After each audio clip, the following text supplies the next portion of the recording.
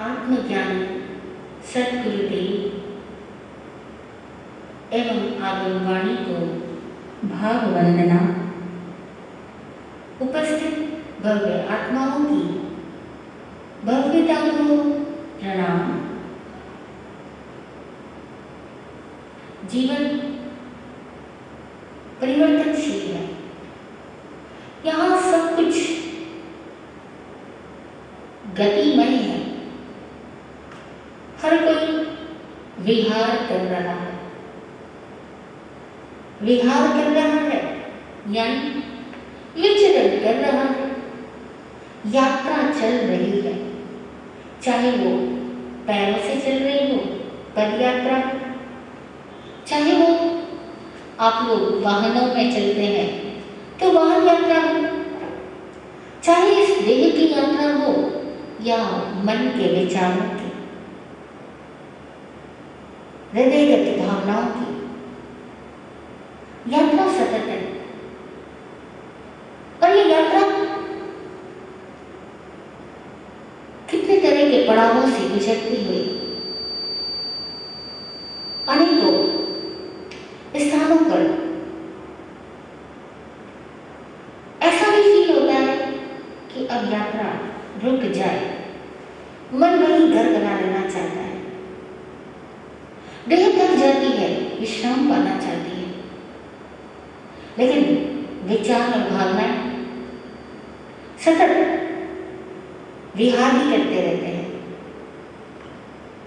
ऐसे में प्राचीन काल से हमारे सूत्रों साहित्यों में एक शब्द आता है कि जो निर्ग्रंथ साधु होते हैं वे अपनी आत्मा को भावित करते हुए विचरण करते हैं।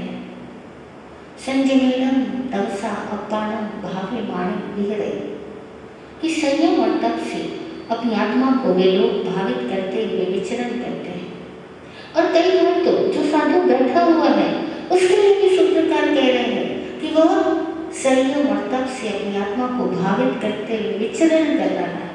अभी विचरण कौन सा चल रहा है? साधु तो बैठा हुआ है, लेकिन देह रूप से वो बैठा है, शरीर स्थिर है, भावनाएं संयम में और तप में गतिमान है।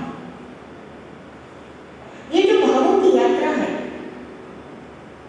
इस भावों की यात्रा को समर्थ भगवान महावीर ने बताया कि हमें निरंतर पर पाषंड से स्वपाषंड में लाना होता है। विभाव से स्वभाव में लौटाना होता है। भाव बार बार विभावों में, विकारों में, विविध विषयों में गतिमान रहते हैं, लेकिन हमें अपने भावों को वहां से लौटा करके स्वभाव में लाना होता है। और स्वभाव में लाने का पुरुषार्थ एक साधक का सतत रहे। एक पल भी ऐसा ना हो कि उसके भाव विकार युक्त हो और उसे पता ना लगे। पता लगते ही उसे अपने भावों को वापस स्वभाव में लौटा लाना होता है। पराये घर में चेतना जाए, जाते ही पता लग जाए तो तुरंत उसको आपे में ले आओ, आत्मा में ले आओ, आत्मा में लौटा लाओ, खुद में आ जाओ। इसी साधना को करते करते साधक विचरण कर रहा है, जमीन पर चल रहा है, लेकिन एक समय आता है जब साधु एक जगह बैठकर अपनी सारी विचार यात्रा को, सारी विहार यात्रा को विराम दे और विराम दे करके अपनी प्राण धारा को अपने में ही प्रवाहित होता हुआ पूरी जागृति और आनंद के साथ देखे, महसूस करे। उस समयावधि में वो पद यात्रा न करे। उस समयावधि को चातुर्मास, वर्षावास कहा जाता है। वर्षाकालीन प्रवास। जब जिस क्षेत्र में साधु विचरण कर रहा हो, वहां जैसे कि वर्षा ऋतु प्रारंभ हो जाए, साधु पद यात्रा करना बंद कर दे। अब वो एक स्थान पर बैठे, उस स्थान पर बैठ करके वह भीतर के भावों में तो यात्रा कर रहा है, लेकिन अब यात्रा केवल स्वभाव यात्रा, संयम और तप में यात्रा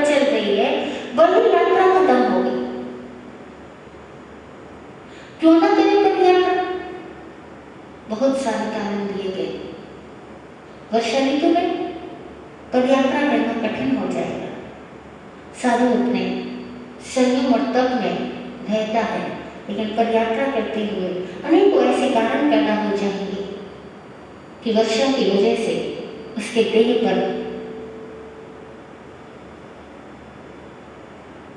अलग से प्रभाव पैदा होंगे।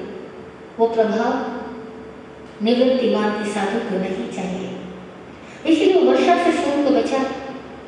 जब वो पैदल चलेगा तो जमीन पर अनेक तरह की वनस्पतियां पैदा हो चुकी होंगी और हरी वनस्पतियों पर साधु न चले, क्योंकि वह किसी भी वनस्पति को अपने चलने से कष्ट नहीं देना चाहता। इसलिए साधु स्थान पर ठहर जाए और निरंतर चलता आ रहा साधु, उसके देह को विश्राम भी तो चाहिए, तो विश्राम की साधना करे, अपने देह की यात्रा को विराम दे। इसीलिए वे वर्षावास करे और फिर अंतर यात्रा का ये सुनहरा अवसर पद यात्रा में ही न खो दे। इसीलिए वर्षाकालीन प्रवास करे साधु। चतुर्मास का प्रारंभ होता है आषाढ़ी पूर्णिमा से और उस दिन से साधु लोग जो जमा होते हैं वो वही स्थिर हो जाते हैं। 4 माह के लिए संकल्प कर लेते हैं कि अब हम निश्चित सीमाओं से बाहर विचरण नहीं करेंगे, विहार नहीं करेंगे, उसी सीमा में नहीं करके, उसी क्षेत्र में नहीं करके आत्मध्यान करेंगे। अब उस आत्मध्यान से जो ऊर्जा प्रकट होगी, उस वातावरण के अंदर जो एनर्जी लेवल चेंज हो जाएगा, उस दिव्य आवावलय में अनेकों साधक आकर के मिलते हैं और गुरु की उपासना करने का उन्हें मौका मिलता है।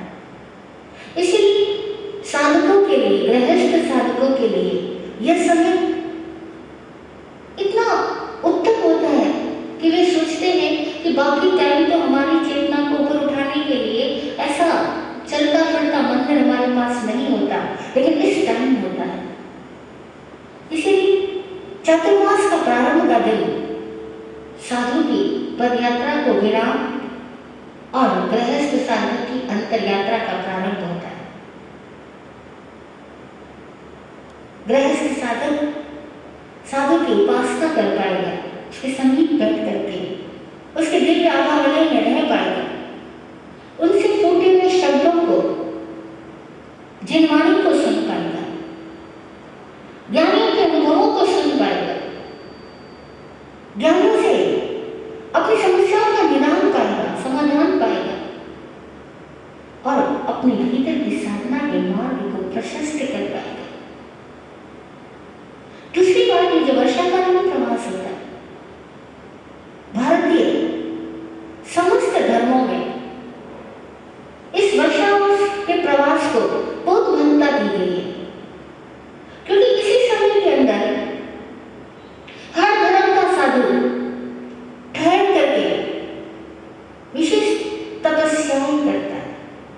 कुछ तपस्याएं तो चलते हुए की जा सकती है, पर अनेक ऐसी तपस्याएं होती है जो पदयात्रा के दौरान नहीं हो सकती, वो इसी समय में हो सकती है।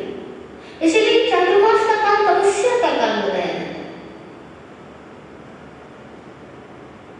और प्राचीन काल में भारत का मुख्य व्यवसाय ही कृषि था, तो कृषक लोगों को इस वर्षावास के दौरान ही, यानी वर्षा ऋतु के दौरान ही विश्राम मिलता। बाकी समय तो वे निरंतर खेतों में कार्य करते रहते, लेकिन ये वर्षा का समय आता कि वे लोग अब खेती बाड़ी नहीं करके समय आत्मध्यान में गुजार सके। इसीलिए पुराने लोग कहा करते कि अगर 12 में से 2 चले गए तो क्या बचे। सिंपल सा क्वेश्चन, हर कोई कह देता 12 में से 2 गए तो 10 बचे, लेकिन वही लोग कहते 12 में से 2 गए तो 0, कुछ भी नहीं बचा। वे 2 या सावन और भादवे के 2 महीने। ये सावन और भादवे के 2 महीने अगर व्यर्थ चले गए, इन 2 महीने में बारिश नहीं हुई तो कुछ भी नहीं बचा। साल भर खाओगे क्या? इन 2 महीनों में अगर आत्मशुद्धि नहीं की तो कुछ भी नहीं बचा। आंखों में कितनी पड़ते चल जाएंगे, स्मेल को धोगे कहाँ? धोने का अवसर ही नहीं है। किसी ने कहा इस 2 महीने में बिल्कुल भी प्रमाद ना हो। ये सावन और भादवे का महीना पूर्णतया व्यक्ति अपनी आत्म साधना में समर्पित होकर के संयम और तप से आत्मा को भावित करते हुए विचरण करें।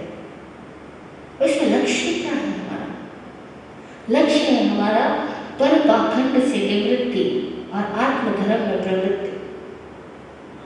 और प्यारा शब्द आता है जैन सूत्रों में, स्वभाषण और परभाषण। परभाषण का मतलब होता है पराया मार्ग, पर का मार्ग। स्वभाषण स्व का मार्ग, आत्म का मार्ग, स्वाभाविक मार्ग। एक है वैभाविक मार्ग। विभाग क्या है? अब वो देखा जाए तो हमें अपना विभाग भी स्वभाव लगेगा। खाना पीना, ऐश मौज करना, पैसे कमाना, लड़ना झगड़ना, गाना बजाना, ये सब कुछ हमें लगता है हमारा स्वभाव है। ये तो इंसान की जिंदगी का अनिवार्य है इससे। लेकिन ये सब देह का धर्म है, मनोरंजन है, मन का धर्म है, आत्मा का नहीं। और देह और मन हमें प्राप्त है, हमारे साथ है, लेकिन वो हम नहीं है। हमारा होना आत्म रूप है, लेकिन हम मानते हैं कि हमारा होना देह रूप। इसीलिए इस दैविक क्रियाओं के साथ ही हम लोग इतने बने हुए रहते हैं कि हर पल इस शरीर को सजाने, संवारने, खिलाने, पिलाने, आराम देने, उसी में जुटे रहते हैं। और फिर क्यों में जुटे रहते? हमारे साथ रहने वाले सारे लोग ऐसा ही करते हैं और हम लोग दूसरों को देख कर चलते हैं, और जिनको देख करके हम जी रहे हैं वो सारे लोग ऐसा कर रहे हैं तो हम भी ऐसा करें। एक समय आता है जब हमारे क्षेत्र में अगर संयमी आत्माएं मौजूद हो तो उन्हें देखकर पता लगता है कि शरीर तो उनकी भी यात्रा करता है, शरीर का धर्म तो उनका भी निभता है, लेकिन वे शरीर के धर्म में उलझते नहीं। उनका लक्ष्य शरीर की क्रियाओं में उलझना नहीं है, उनका लक्ष्य आत्मज्ञान को उपलब्ध होना है। और तब उन्हें देखकर हमें विस्मृति हो आती है कि हाँ, हम इन क्रियाओं को मर्यादित कर सकते हैं। स्वामी भगवान महावीर ने गृहस्थ को मर्यादा का महोत्सव मनाने को कहा। गृहस्थ मर्यादा धर्म में जिए, मर्यादा महोत्सव मनाए। इस मर्यादा महोत्सव को कहा आगाढ़ धर्म। साधु के धर्म को बताया अनगाढ़ धर्म। गर्भात व्यापी का धर्म अलग है और घर में रहने वाले का धर्म अलग है।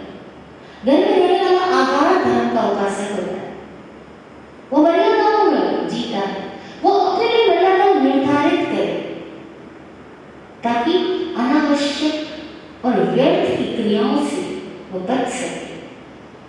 अनावश्यकताओं से और व्यर्थताओं से जितना बचता जाएगा उतनी ही वह अपनी अमूल्य जीवन संपदा को, अमूल्य प्राण ऊर्जा को नष्ट होने से बचा लेगा। और तब इस वर्षाकालीन प्रवास के दौरान गुरु लोगों की कृपा से, गुरु की ज्ञान दृष्टि मिल जाने से अनेकों साधकों के भीतर के रास्ते खुल जाएंगे। और जैसे भीतर के रास्ते खुलेंगे, साधक की चेतना बड़ी यात्रा से अंतर्मुखी हो जाएगी, परपाषण से स्वपाषण में लौट आएगी। और जब भीतर में आनंद उजागर होने लगेगा तो फिर दुनिया के मायने ही बदल जाए, दुनिया में जीने के मायने ही बदल जाए। कल तक दुनिया बहुत हावी थी हमारे दिल दिमाग पे, आज दुनिया एक प्लेटफॉर्म की तरह होगी जहाँ से रेलगाड़ियों को गुजरना है लेकिन कहीं ठहरना नहीं। हमें ये ख्याल चल जाएगा कि जीवन इन सारी परिस्थितियों से गुजर जाने का नाम है, कहीं घर बनाने का नहीं। घर बाहर नहीं बनाना, घर है भीतर, असली घर। उस भीतर के असली स्वरूप को जानने का ये सुअवसर चातुर्मास का अवसर है, वर्षाकालीन प्रवास का अवसर है। जहाँ गुरु के ज्ञान की वर्षा और हमारी चेतना के अंदर मौजूद सद्गुणों के बीजों को पनपाने वाली ये अद्भुत वर्षा हमें ज्ञानामृत का काम कराएगी। इसीलिए ज्ञानमय वाणी का आह्वान करें, ज्ञानियों के वचनों का, ज्ञानियों की वाणी का आह्वान करें कि वो वर्षा हम पर घटित हो और हमारे अंदर के सारे कलुष दूर हो, सारी कलुषितताएं निकल जाए, अंदर में आत्मज्ञान आत्म आनंद उजागर हो जाए। और जैसे अंदर आत्मज्ञान आत्म आनंद उजागर होने लगेगा, हमें इस जीवन का परम अर्थ प्रकट होगा। वो परमार्थ हमारा अपना स्वरूप, वो परमार्थ हमारा भीतर का आनंद है। आओ इस वर्षाकालीन प्रवास के अमूल्य अवसर को अद्भुत भावों से भर के ग्रहण करो और संयम और तप में अपनी आत्मा को भावित करते हुए विचरण करो।